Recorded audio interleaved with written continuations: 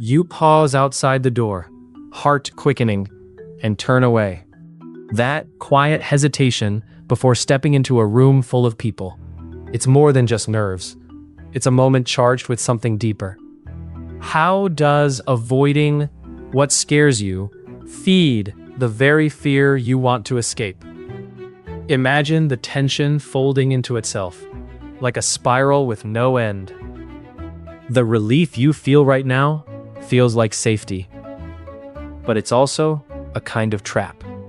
By the end, the way you see these small acts of avoidance will shift, not as weakness, but as a hidden thread weaving your anxiety tighter. The door you don't open. Think about standing in front of a closed door. You know what's behind it. A conversation that pulls at you like a low, steady ache. The kind that catches in your throat and makes your fists clench without you noticing. Your hand hovers near the doorknob. Then you step back instead. The hallway feels quieter than before. Like the silence is pressing in on you, filling every corner where words should be. The door doesn't slam shut. It just sits there, heavier somehow. Every time you walk away from it, the weight grows. You'd swear it sinks deeper into the floor, like it's waiting, patient and sure. For the moment, you'll have no choice but to open it. And you wonder, does avoiding that first step somehow make the door harder to open the next time? Eyes away, fear grows. You step into the room, but don't meet a single pair of eyes. Maybe it's a party or a meeting after work. Voices buzz around you. You keep your gaze on the floor, on a scuff mark near the door, or a loose thread on your shoe. Your heart speeds up with every step. The fear feels like it's hiding just beyond your sight. Every time you look away, that knot in your chest tightens. The longer you avoid their eyes, the sharper the pulse becomes. It's like the threat grows in the shadows you refuse to face. You tell yourself it's safer this way, less chance to stumble or say something wrong. Still, the weight doesn't lift. Back in 2013, Weeks and Howell published a study on gaze avoidance in social anxiety disorder. They showed how turning your eyes away might ease the moment, but actually feeds that fear. Avoiding looks doesn't make the threat vanish. It only lets it grow in silence. Then you catch a flicker of movement out of the corner of your eye. Someone's eyes meet yours for a second. Your breath catches. You weren't ready. The silence between the words feels heavier now. Avoiding their gaze hasn't made them disappear. It only feeds the feeling that danger waits just out of sight. So you glance up again, just for a moment, then quickly away. Not ready yet to meet what's there. But what if that moment's the one that could change everything? Avoidance as both shield and shackle. You tell yourself tonight is different. You won't go to the party. You'll skip the crowded living room, the forced small talk, the way your throat tightens when someone looks your way. On the couch, the silence settles like a soft blanket. It doesn't ask for anything. No eyes to meet, no words to say. For a moment, the quiet feels like safety. You breathe easier. But later, as the night deepens, that silence starts to press down in your chest.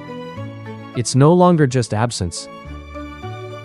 You can almost hear it pulling, like a rope tied to your ankle and the door you didn't walk through. It tugs both ways. You're safe here, yet trapped. The quiet shields you at first, but slowly it becomes the shackle you don't notice until your shoulders slump under its pull.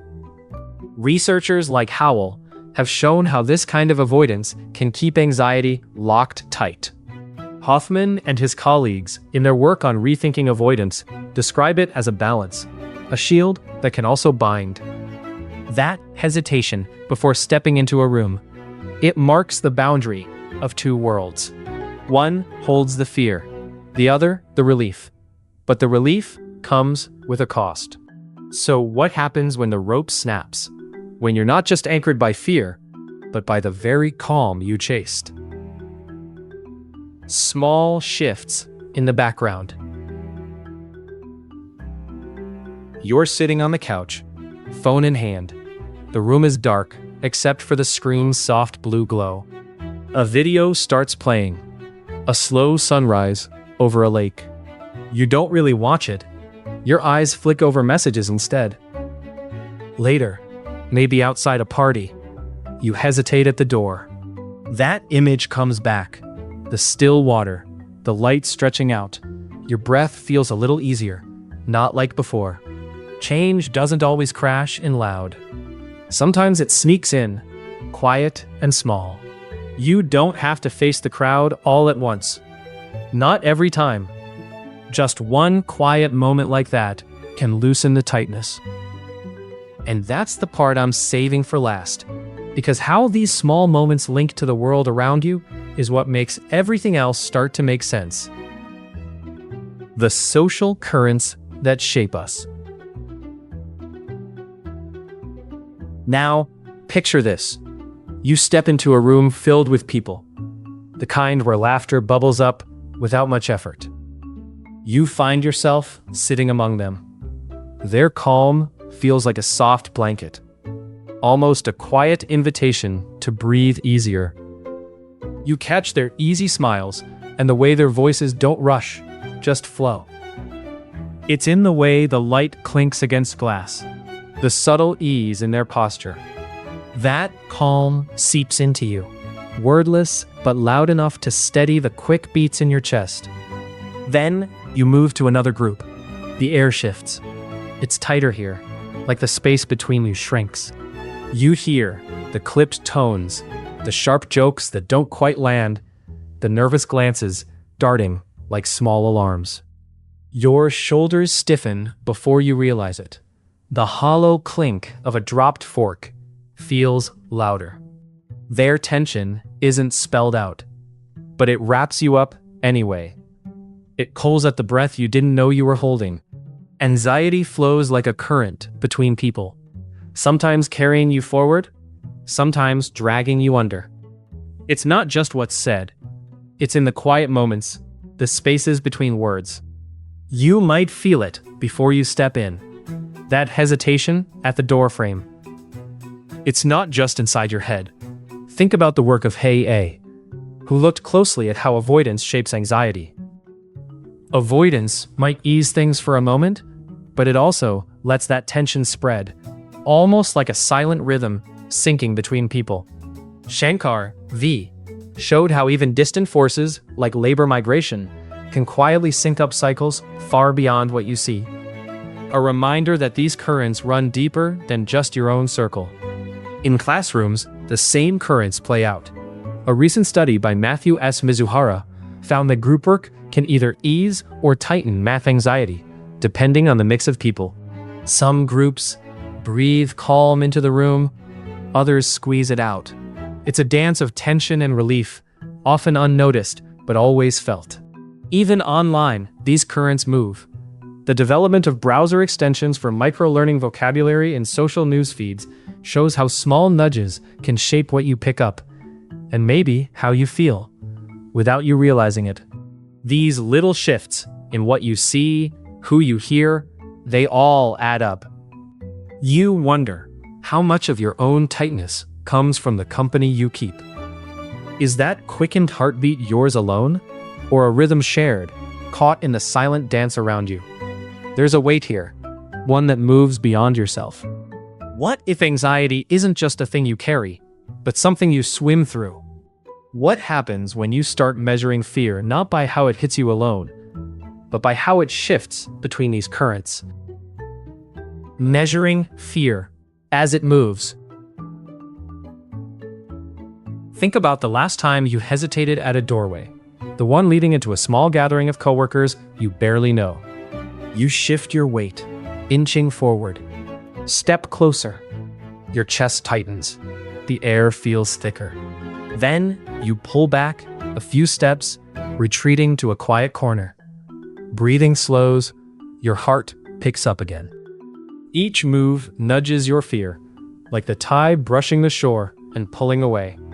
Researchers like Florian Grensing have studied this kind of shifting anxiety during behavioral avoidance tasks, measuring how fear rises and falls in moments like these. Fear isn't a solid block you face head-on. It's more like waves you learn to sense. See how it rises when you lean in? Notice the dip when you pull back. Matthew S. Mizuhara's work on anxiety in group settings shows how some social interactions can ease that tide, while others might stir it up again. You could try this again, maybe closer this time, or stay where it feels safe. But what if those waves start to change? What if they tell you something new about where you stand next time? Geza Kovacs reminds us that even small, repeated exposures can teach your mind a new rhythm, one where fear doesn't always pull you back. You pause outside the door, heart quickening, and turn away. Every time you do, the fear grows a little louder, a little darker. Avoiding what scares you doesn't make the fear disappear. It teaches your mind to expect it. But you don't have to open the door all at once. Each small step cracks the silence of fear. Avoidance isn't the enemy. It's a signal, a quiet knock you can't ignore. Noticing that is the first step toward a mind that feels less like a trap and more like a place you can breathe. When you're ready, maybe try leaning into that signal just a little.